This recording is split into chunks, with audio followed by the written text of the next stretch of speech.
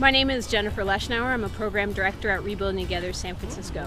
And today, with almost 30 volunteers from Sika, CSI, Reckitt Park, we're benefiting the Hunters Point family and Adam Rogers Community Park.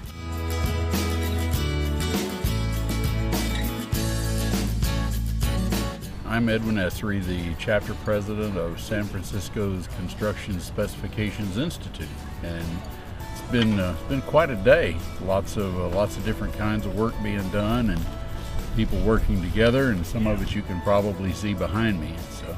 It's been a privilege to spend the day with these good people and give something back to the community by helping them restore this park to something the neighbors can use and be proud of.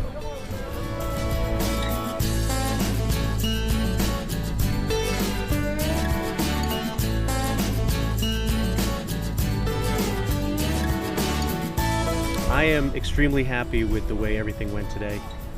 It was fantastic to see Construction Specifications Institute and Rebuilding Together and all of our volunteers get all the work that we did accomplished here. I'm very happy about the way they came out, and I want to thank everyone truly for joining us and helping make the world a better place.